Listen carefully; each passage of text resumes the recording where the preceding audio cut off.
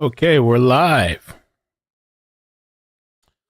Live Thankful said I sent a Facebook message with some info. Okay. What's up, everybody? Welcome back. Our third stream for today. And last notification for this channel. Again, make sure you subscribe to Ikidmel CC because whatever else we do today will be on the second page, right? So Ikidmel CC, whatever else we do today. There's an update on this crazy Florida story that we've been covering back to back. I think this is now maybe our third live stream on it. And I can read a bit of a summary before we start the press conference. And Katrina, thank you for Katrina letting me know about the press conference. I can read a summary before we get started. Here's some notes that JB had put on Discord. The carjacking and murder victim is Catherine Guerrero, and there's some other names. I'm already confusing people. Her name is like longer than that. It's Catherine Guerrero Ago Avivas, but we'll just call her Catherine, okay? So Catherine is the victim. She was carjacked in broad daylight. We saw the video. Her brother's name is Louis, and Louis was Catherine's. Her brother Louis was with Catherine's husband when the police first reached the husband using the phone number that was written or painted on the back of the vehicle. So the vehicle that Catherine was driving, where she was carjacked in, they had a phone number in the back of it. Police called that phone number and they were able to reach her husband. Now, the husband says that Catherine called him when the carjacker was ramming the SUV from behind and he told her to stop. Neither the husband, he told her not to stop. And then neither the husband nor the brother ever called 911 or contacted police. And from the last press conference, and on video, the person gets in her car, they drive away. Eventually, she's found deceased. The car is burnt. On the last press conference before today, which we're going to watch, cops had said that they talked to Catherine's brother, Louis, and the brother told police that he was conducting his own investigation. So Louis told the cops that he accessed Catherine's phone log on the iCloud from his computer, and he was able to track down. I have no idea where that thing is at. He was able to track down the last call she made, which was a FaceTime call with someone Louis says he doesn't know. So he says he called that number, and the man that answered told him that he did talk to Catherine and that she was in the area for money and other stuff for a friend. Louis sent the cops a screenshot of this man. They used facial recognition to match him to a 2019 arrest record that identified him as Giovanni Crespo Hernandez. Cops find out he lives with his girlfriend, Castleberry. This was all in the last update. After finding probable cause through surveillance, they got a search warrant and enter Giovanni's home. After he and his girlfriend leave the house, they discover fentanyl and a gun. They don't believe that it's related to Catherine's death, but there's a lot of coke over there. While cops are executing the search warrant, they get a call from HSI, Homeland Security, that Giovanni's girlfriend just accepted a delivery of 3 kilos of cocaine through the U.S. mail service. This chick went to UPS or USPS, whatever, to go pick up 3 kilos of coke. They just delivering this shit in the mail. Okay. So I guess they detected it. They set her up. She came and picked up the package. And according to the last press conference, they're still looking for Giovanni. He's charged with trafficking of fentanyl. Now, the green Acura, which is like supposedly one of these rare, there's only like 3 in the state of Florida, apparently. They tracked it down from a buy here, pay here using the Facebook Marketplace. The buyer's Facebook page, Facebook profile uses the name Jordan LaTroy. The phone number Jordan gave during the purchase of the Acura comes back to a Jordanish Torres Garcia. Cops find that the phone number and the name on file, they linked it to a burglary report in Orange County. And they didn't say whether the Jordanish was the victim or the perpetrator. My assumption would be the perpetrator, but I don't know. So Jordan is his Facebook handle. Jordanish is his actual name. Same person he bought the green Acura. Jordanish matches the description of the man who carjacked Catherine, and it was literally in his Facebook profile. He looked like he was wearing the same exact clothes. And that guy is actually in the police custody, Jordanish, for he's on custody on a probation warrant for a federal gun charge unrelated to Catherine's case. They're still looking for evidence that shows he was for sure the carjacker. So I don't know what's come up of the interrogations because police were talking to him.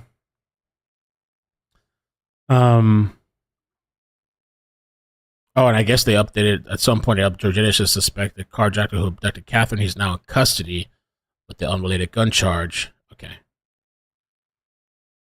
All right. Now, a couple of things before we watch the press conference. A couple of things. So Lewis, the brother, let me just say this too, because in this note recap, they didn't mention one of the things. So, okay, we know she drove up from South Florida Homestead to like up north Florida.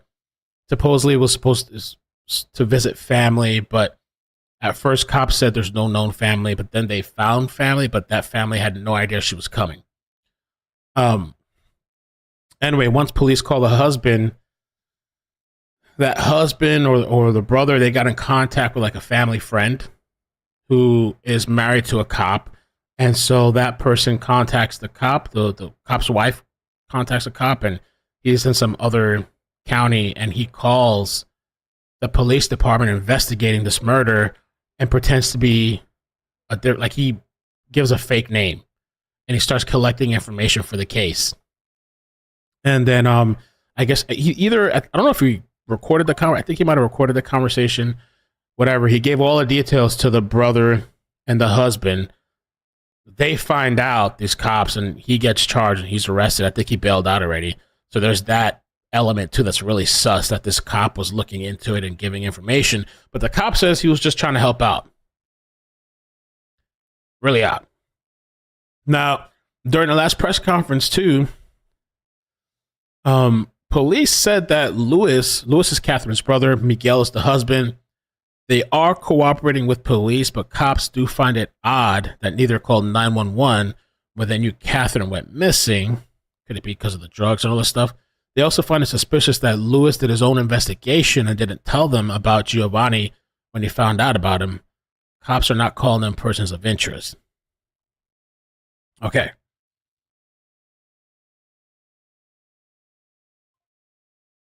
All right. And then there's the other thing too, the whole tow truck driver. That was just weird as hell.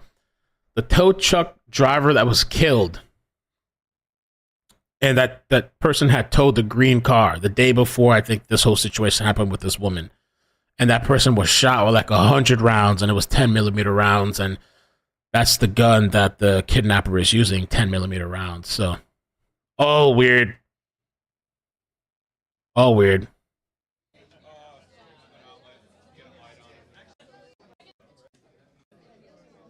Ooh, that money. Money, money, money. Money. Hey, what's up? What's on here? That coke money. Ooh, look at those guns too. Okay, they're zooming in. Wow.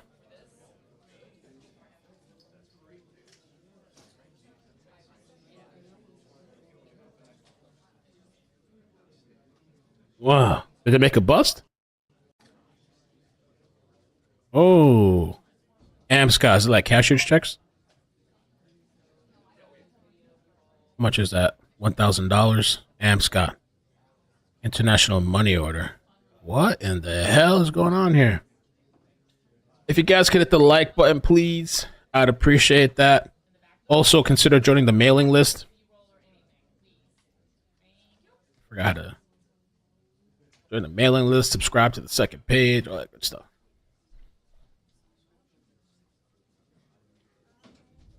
Ooh, look at that. Look at that. Wow. Jackpot.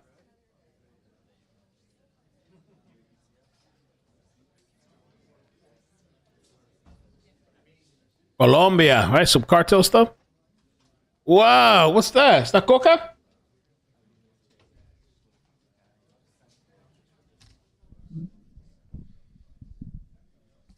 That person's zooming in. Woo.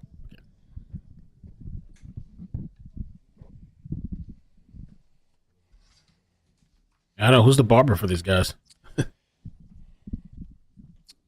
Good afternoon. So we're going to brief on two separate issues, two separate news conferences, one not related to the other. First, we'll start with an update briefing on the kidnapping, carjacking, murder of Catherine Aguas Vivas. I will introduce formally two additional people that are involved in this investigation. And then I'll talk a little bit more about Jordan, who has been identified in the past by me at these news conferences as a strong person of interest. We're changing that and ultimately going to be charging him, but I'll get into those details in just one moment. The first person we'll introduce you to in this case is Kevin Justiano. He goes by the street name Kivo. Kivo came to our attention in the early stages of this investigation after we saw a red Toyota Corolla at the same apartment complex where our green Acura was dropped off. This is the apartment complex where that green Acura was towed away. Oh, that's what I was just talking about. That the whole that was a vehicle the green Acura was at. We saw a red Toyota Corolla, and we used video surveillance at that location to get unique identifiers, the license plate of this car, and then ultimately came back to a relative of Kivo's. Kivo has been on our radar ever since that moment. This photograph is a photograph of him being arrested yesterday by the U.S. Marshals in Puerto Rico on unrelated charges to this case. But the charges, the federal charges that he's being arrested for is possession of an automatic weapon and drug trafficking. Again, not related to this. He is in custody in Puerto Rico, and he will be extradited back to Central Florida to face charges in the Middle District of Florida federally for this, in addition to this investigation continuing on. Again, red Toyota Corolla that was seen at the location was registered to a relative of his. The red Toyota Corolla was seen picking up the occupants of the green Acura. Damn, how many people are involved in this shit? We're gonna have to make a character map with the names and pictures and everything. That's Giovanni Crespo and Jordanis Torres coming up. After what appeared to be the occupants cleaning that Acura up, wiping it down, doing other things. One of the images here, you can see clearly the Toyota Corolla. We believe that it was Kivo driving that Toyota Corolla, picking up the occupants of the green Acura at that time. In addition to that, I said we were still waiting for records to come in, and we're still waiting for a majority of the records that we have subpoenaed to come in. But one of the records that have now come in puts Kivo at the scene with Jordan of the kidnapping. So it is likely, more likely than not, and I believe it's Kivo driving the green Acura and Jordan holding the gun at the window, committing the kidnapping, and we'll get in more to that as we go on. Next person is Giovanni Hernandez. And Giovanni, as you know, was wanted out of Seminole County after we conducted a search warrant of his home. But because this case is complicated and there's a lot of moving parts, Giovanni was first introduced into this investigation because he was the last person that our decedent, Catherine, spoke to.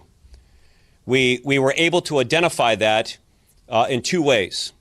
One, we received a screenshot that was sent by the victim's brother. Victim's brother's name is Louis. He sent us a screenshot of Giovanni's photograph and said, this is the last person that she spoke to. We were able to run that photograph through a program run out of the Pinellas County Sheriff's Office called FACES.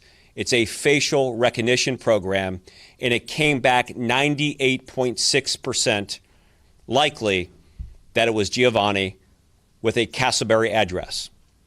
We believe our victim was on her way to meet Giovanni in Castleberry because the route that she was traveling from Homestead is a GPS route that's routed in and around the location where he was at.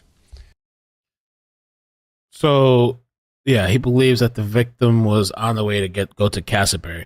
Castleberry is this guy's girlfriend that got arrested when she went to go to pick up a package of mail. Went to go pick up a package of 3 kilos of coke.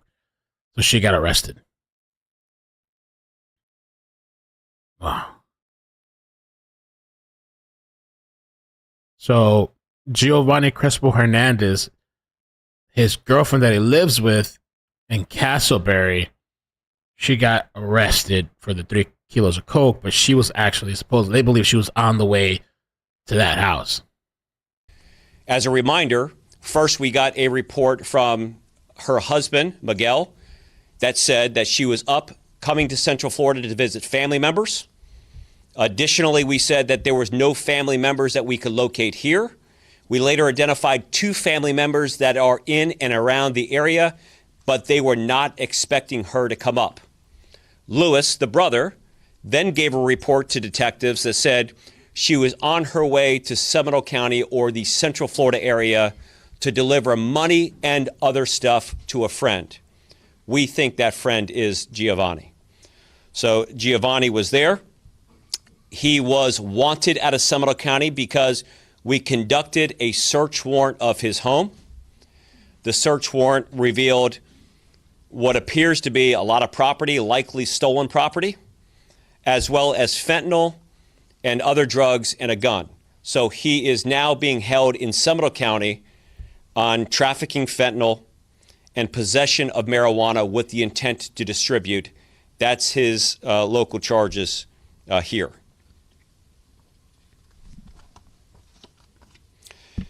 Talk about Jordan again, Jordanish. So the last time we talked about Jordan, we said that he was, again, in custody on charges being held out of Puerto Rico. We later released the photograph. I identified him as a person of interest. We found that he had a connection to the purchase of the green Acura. We found a Facebook profile that had a number dating back to an Orange County arrest in 2019 with his phone number. We know that he purchased the Acura. He was then seen in his profile picture wearing what appears to be the same exact clothes as the person committing the crime of kidnapping. And now we've been able to put through evidence, through records, that his cell phone was at that location. So he now is going to be charged. Kivo is going to be charged federally with carjacking resulting in death. I've recently had a conversation with the U.S. Attorney for the Middle District, Roger Hamburg. They will be assuming a lot of these cases and the follow-up investigation with our assistance, because I think we now can look at the evidence and conclude that our victim, Catherine, was killed in Osceola County. That's where the shell casings were at. That's where the car was set on fire. We know that she was the victim of the carjacking here in Seminole County, and then they traveled through Orange County on the journey down there. But that part of the investigation is again ongoing. Again. So, I mean, they knew she was coming, but they killed her. I don't. Did they just not want to pay up? They're just robbing her, even though she's bringing the drugs.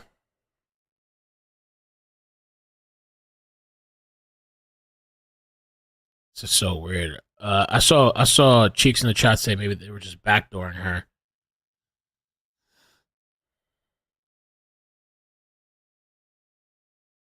So she was on the phone with FaceTime, the victim, with Giovanni Crespo Hernandez. And they believe she was on the way to go over there. But the two people in the green Acura, I guess they believe it's Jordanish, because Jordanish is, make sure I got this right. Yeah, he's the one who purchased the Acura, right? So they believe in the vehicle was Jordanius and this other guy named Kevo. Now, but the thing is, do these people know each other, Giovanni Crespo Hernandez and Jordanish?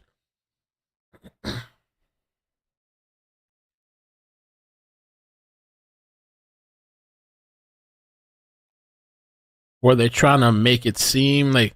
Because I wonder if they were supposed to pay her. She was delivering supposedly money and other stuff. So were they just trying to kill her, keep everything, not pay nothing? So I don't get. And Jordan Akivo charged with the federal charge of carjacking resulting in death.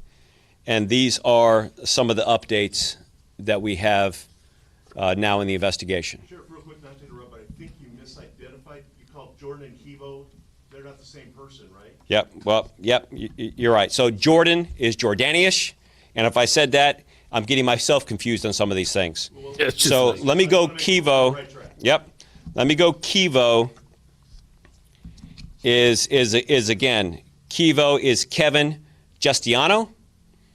Kevo was the one that was arrested yesterday in Puerto Rico on the federal charges of possession of an automatic weapon and drug trafficking not related to this particular crime. He was wanted. Those are new charges. Those are federal charges. He will be extradited back here to the Middle District of Florida to face those charges federally. He was introduced to us because the red Toyota Corolla that picked up the two occupants of the green Acura moved into that vehicle. That vehicle was registered to a relative of his, and then his phone records put him at the scene of the carjacking, along with Jordan. Along with Jordan. Okay. So his phone pinged or whatever right by where the robbery was happening. So they believe he was right there at the carjacking as well. Did I clear? Jordan's charges, to be clear, are? Jordan will be also charged federally with carjacking and then ultimately resulting in a murder or homicide or death. So again, I'll let the U.S. Attorney's Office will be looking at this again tomorrow to determine the most appropriate charges. And there's a lot of evidence that really hasn't even come back on this yet. And again, still relatively early stages of this, but a lot of good police work, taking an incredibly complicated and confusing situation with a lot of moving parts and putting it into play. Sheriff, you said that Kevo picked up the occupants of the green Acura. So is there still somebody connected to this case that we don't know about? Not that we're aware of. So we think that the driver, likely driver of the green Acura was Kevo, right? There could have been more people in that car. You clearly cannot see how many people are in that car. We know that the occupant that got out of the car holding the gun and committing the act of carjacking was Jordan. And again, as this investigation continues to evolve and we get records back, there may be others in that car. We just simply don't know. But we now have records that put the two at that location at the time, and they will face the federal charges for that. Again, carjacking resulting in death is the charges that they will face federally for that particular situation. And have you come across a motive yet? And Well, listen, this whole thing, I suspect from the beginning, everyone who's watched this has known it's about drugs and money, right? I mean, you look at the history, the background, and again, we'll find out more specific details as this investigation goes. But clearly, there's a drug and money nexus here, right? That's probably enough motive for people that are engaged in this type of behavior to kind of stay in business. So for our purposes, can we refer to Giovanni, Jordanish, and Kivo all as suspects at this point? Or are they still Well, I'll say it like before: is we think that they did it. We're going to charge them. We don't charge people unless we think that they did it. So, suspect, we're alleging that they're the ones responsible. We would not put charges on them if we did not believe that was the case. So. Just to be clear on that end, Giovanni wasn't a part of that statement that you just made. To clarify, you don't believe he was involved in the actual kidnapping part? Correct. I'm not going to speak specifically to the level of involvement because that will continue to evolve, come out. But he is not being charged with the kidnapping. We are only charging the two people that were out there. We think that Giovanni's connection was the last person that our victim spoke to. We think that she was probably on her way to Giovanni's home. But the act of the carjacking, the two that were there is what we're saying, Kivo and Jordan. Not. There has to be some type of connection, though. Okay, we got Jordan and Kivo that they believe did this carjacking. And Giovanni, I guess, was just chilling at the house. But she was FaceTiming with Giovanni. I'm on my way to bring this money and drugs or whatever. There has to be some type of connection because obviously these people knew she was coming. In between, somewhere between all these people, there's a setup. There's somebody lying, somebody skeezing, somebody trying to double dip. You know, there's got to be some type of whatever. And this guy's girlfriend, Giovanni, arrested for picking up 3 kilos of mail from her P.O. box. her regular mail UPS box. Whatever. It's dirty, man. That's dirty. And for what? And I wonder what kind of business the husband did because they said they had like 2 businesses. What kind of business did they do? Is this shit worth it? I wonder why they decided to knock her off. Not Giovanni. And as far as her traveling to Giovanni, Catherine went to Giovanni, are we with what in the car and for what purpose? It's a level of speculation, right? We don't know that for sure. I don't know that. I mean, it's difficult. I mean, she's no longer alive. She can't attest to it. But I think when we see that the last person she spoke to, that the brother said she was delivering money and other stuff to a friend, the path that she was traveling was a path towards their residence, I think that you can only assume that that's probably where. But that's my hunch, right?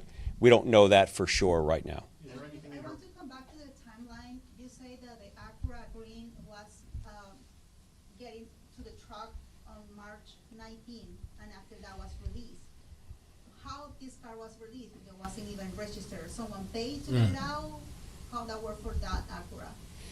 You're talking about the first time it was towed from an Orange County? Yes. I don't know.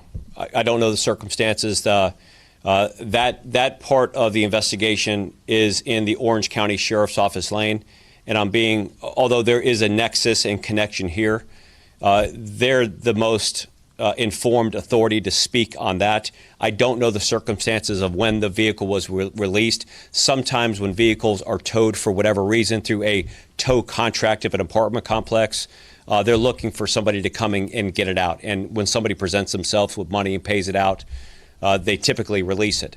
And what these folks typically were doing is sending somebody that may or may not be directly connected to offer whatever cost and fee it is to get the car out. But I don't know the answer to that question. Jordan, what about the time it took for the victim to get to Osceola County, obviously, and that's where you found that car, the burned car. What happened in that time frame? Any more about that timeline? So the timeline between the kidnapping and arriving in Orange County is a pretty tight timeline. It's about an hour and 45 minutes or so. And with rush hour traffic, it's not that unrealistic to have that commute take potentially maybe even an hour or so. But we think that the route was direct. Some evidence and records are coming back to kind of prove that. Some of those records have come in.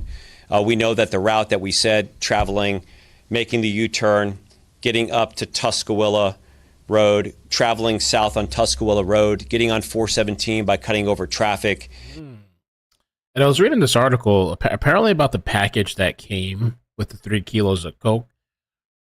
It says here, according to the Miami Herald, the revelation in the bizarre murder case emerged April 16 after Homeland Security investigations agents found a suspicious parcel being mailed from Puerto Rico, where it seems all these people are from. It seems like, I don't know, or at least Kevo has family there or whatever. They look Puerto Rican, kind of. Being mailed from Puerto Rico, according to federal criminal complaint. A canine alerted them of a package where 3.28 kilograms of coke were sealed in the lamp with coke and nail, or said coke, cock, or cock. You know what I mean?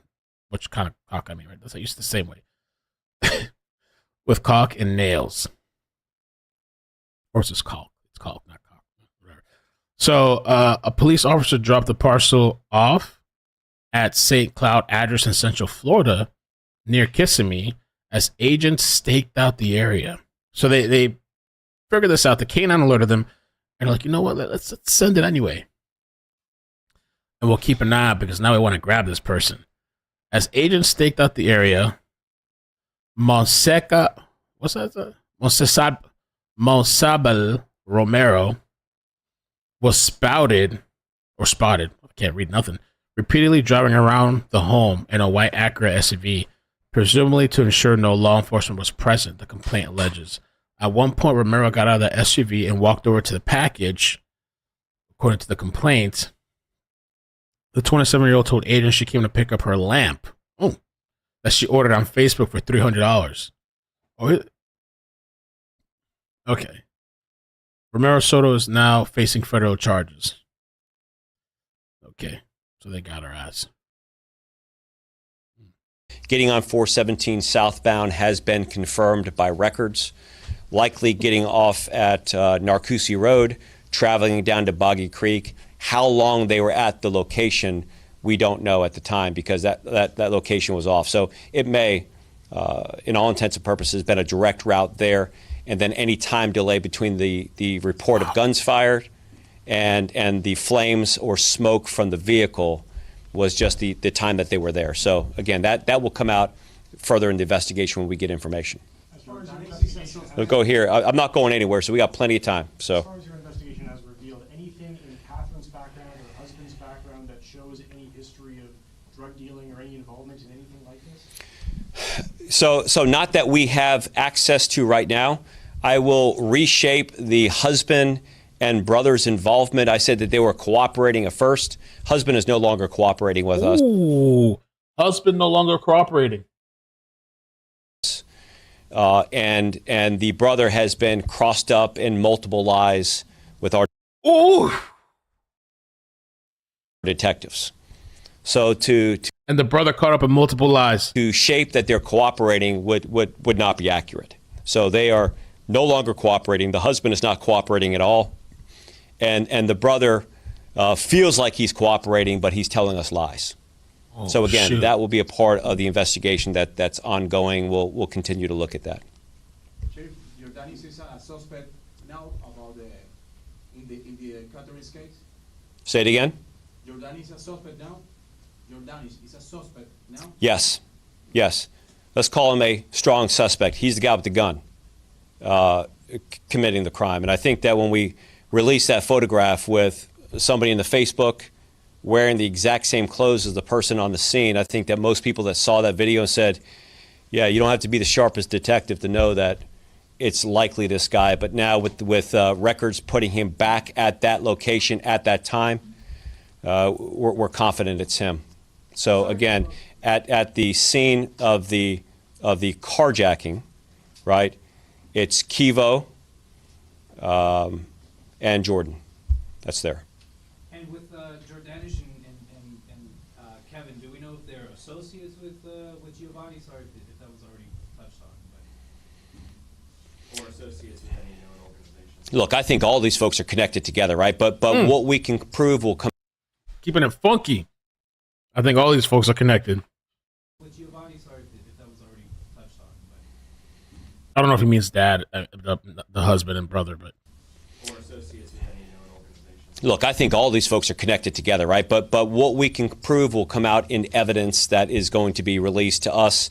And then probably as we shift now to the federal part of this investigation, the federal authorities will be taking the lead on this with our assistance and participation.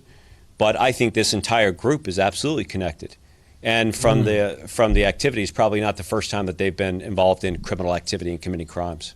So I just want to understand very well this information. So you say the brother is, you're catching the brother lying sometimes. So is a possibility that Giovanni is not the last person that she spoke? So the FaceTime is actually Catherine on the screenshot? I just want to confirm that information. Yeah, well, I mean, we're pretty confident that Giovanni was the last person that she had communication with, because the timeline is pretty tight there. So we think that he's truthful about that. But even when he sent us the initial screenshot, and we're talking about Lewis, the brother, when he sent us the screenshot, he screenshotted it and edited it to the point where his photograph was out of it and sent that to us. It was the forensic examination of his cell phone that he gave to us where we had the opportunity to look at the original image with his photograph in there. So, but he's lying to us. You know, we've been able to cross him up in multiple lies. He's helping initially to a certain extent, but he's telling us a whole lot of lies that we have to kind of go through. He could be a lot more cooperative. But that screenshot is Luis and Giovanni, no Catherine and Giovanni. Correct. Okay. Correct. And as far as other players kind of involved in this, I forgot the gentleman's name, but the Orange County deputy, is there any update as to how he kind of plays in and ties into this?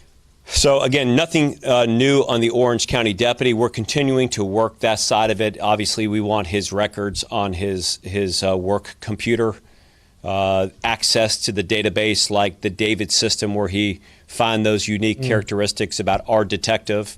We want to know what his phone records look like, communicating back and forth. So again, we have not received those records back, but nothing new with the Orange County deputy or that part of this investigation. Okay? So again, sorry for any confusion. I think I've clarified kind of where we're at with this, but again, this is a lot of this, and thank you all for getting the word out there. The second part of our news conference here, and absolutely not related to what we just briefed on at all, Okay. is the conclusion of a 6-month investigation into a drug operation here in Seminole County and throughout Central Florida.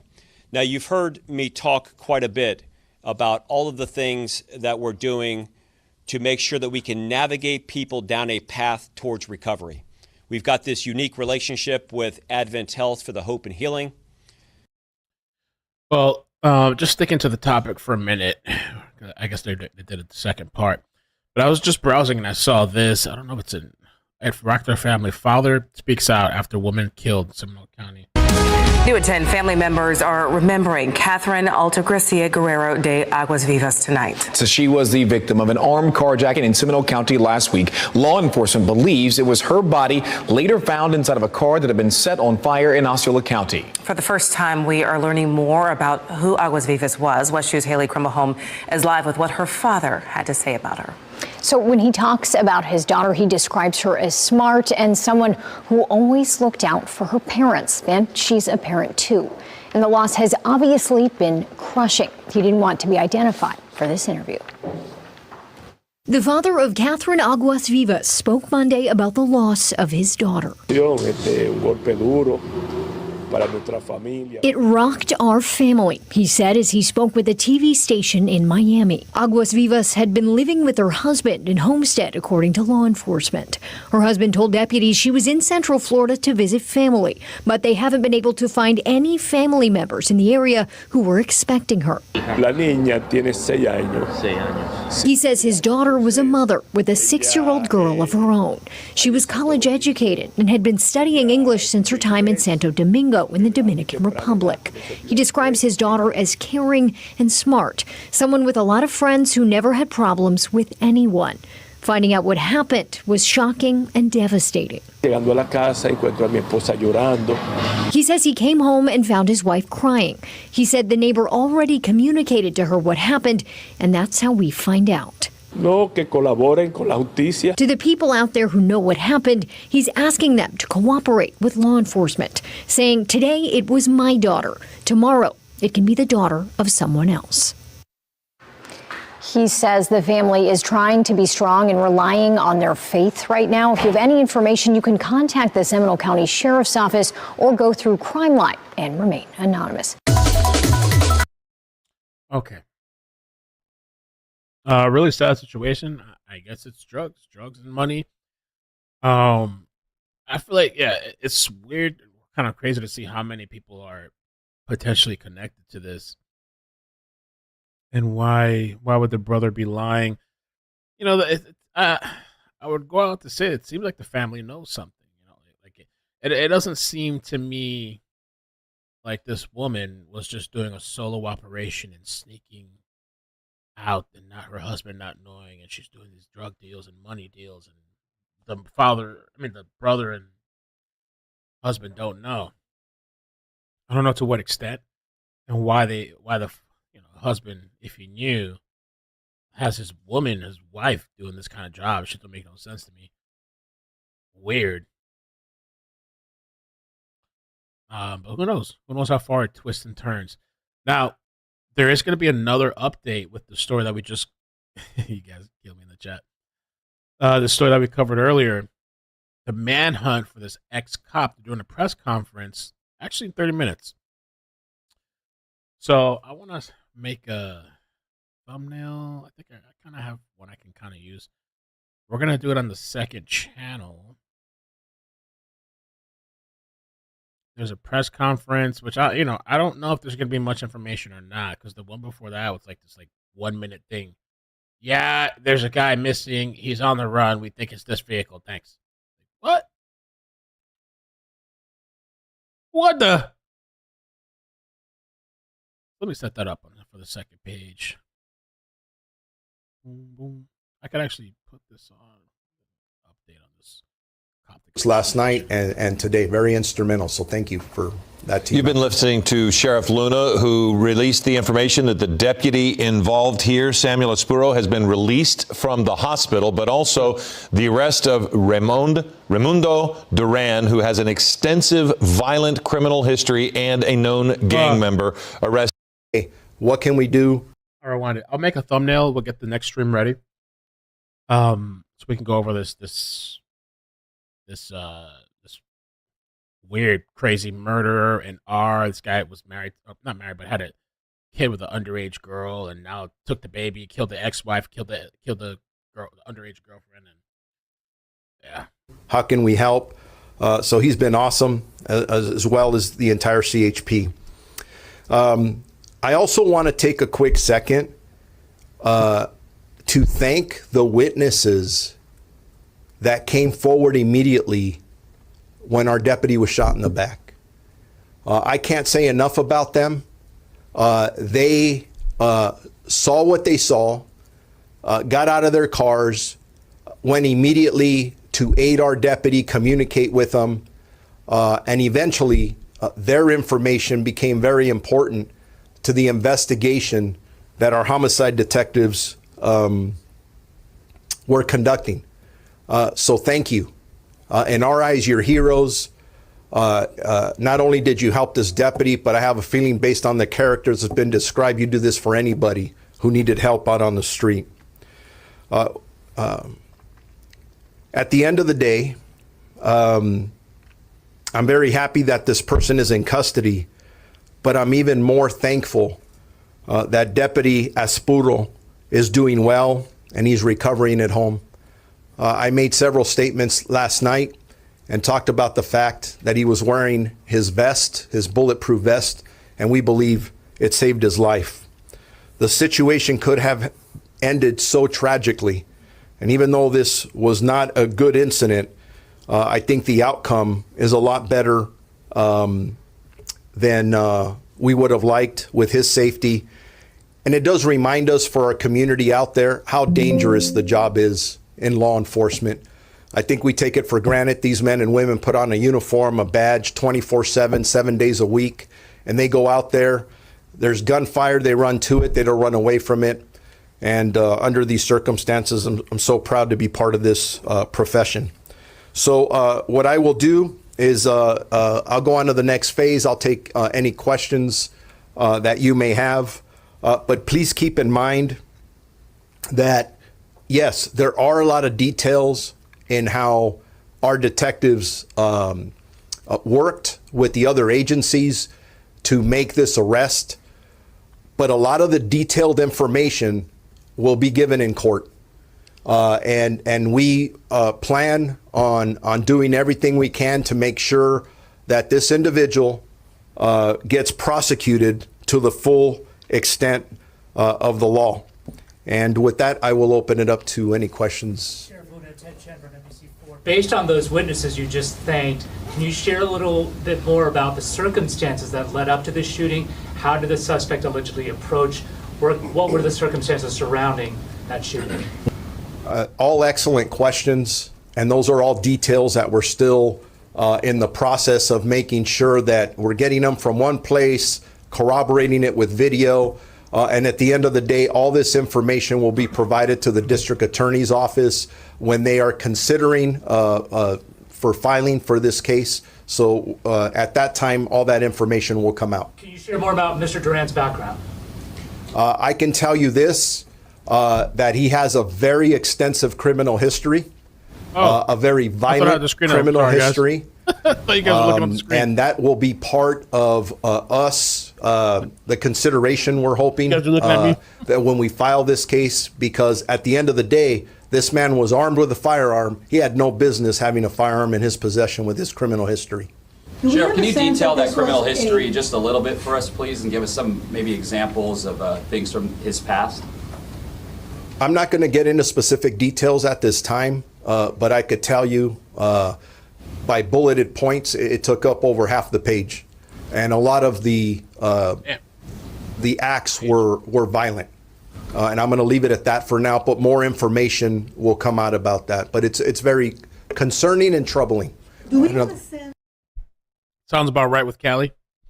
Long ass criminal history, gang member, blah blah blah, and continues. Almost killed a cop. All right. So the next update at 5 o'clock, we're gonna do a stream on a second channel, and that's the story about this ex-cop that shows up to a school that I think he used to work there too. Show up to a school where his ex-wife works, and I think his kid goes to, and shoots and kills the ex-wife. Then he goes back home. I don't know if he killed his girlfriend, his underage girlfriend, by the way, 17 years old. I think she was 15 when she got pregnant. Goes back to the house. At some point, kills his underage girlfriend, and then takes the baby, I guess, that they had together, and goes on the run. And he has a long-ass history of issues, and he was supposed to be in court on Monday, yesterday, to appear for a rape case.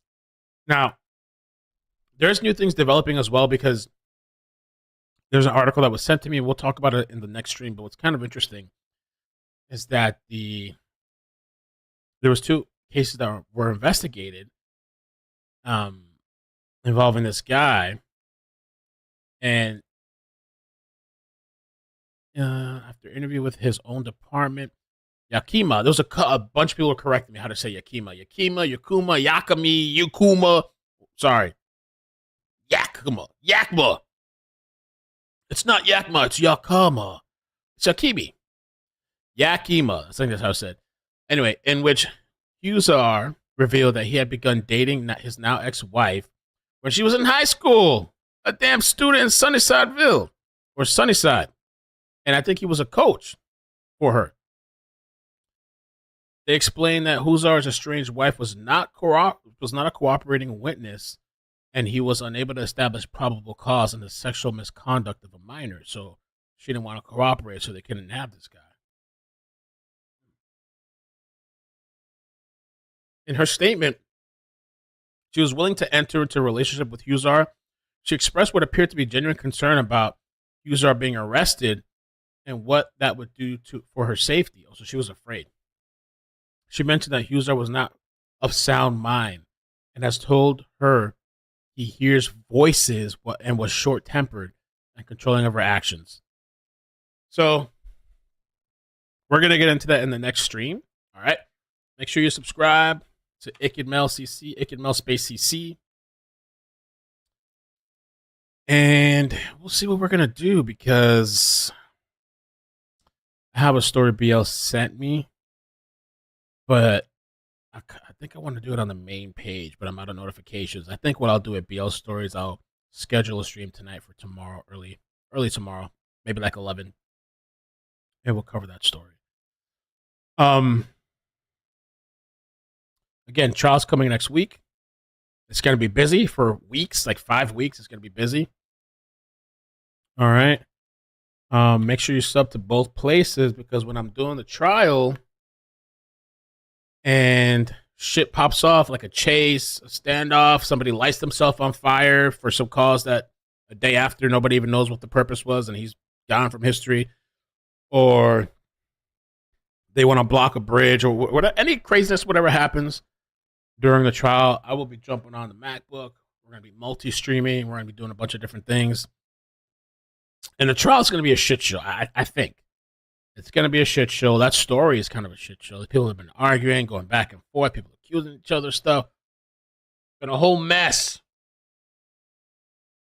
And I might be moving too, I don't know. So we're going to be juggling a lot. It's going to be a busy month. It's going to be busy. Crespo Hernandez, according to the complaint, is a known member of a drug trafficking organization. Let me fix this. I don't like when the tab shows.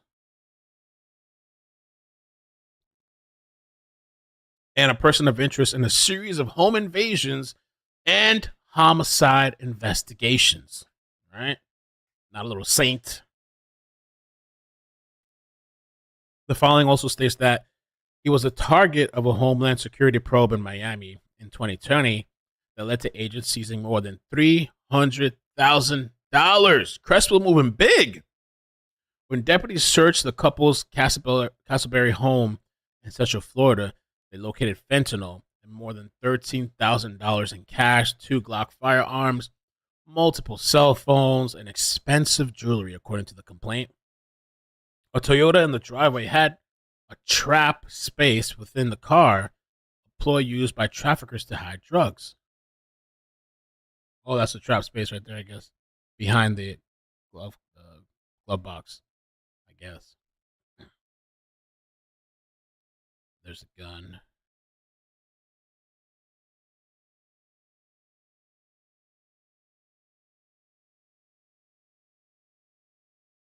So,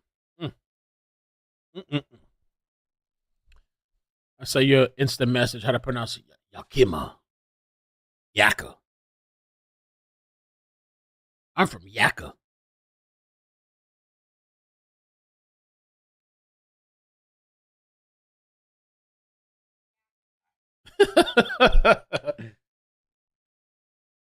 Yakima.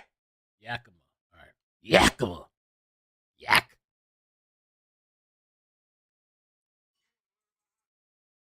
All right. So I'll see you guys in about 20 minutes. I have a few things I got to do. They're supposed to come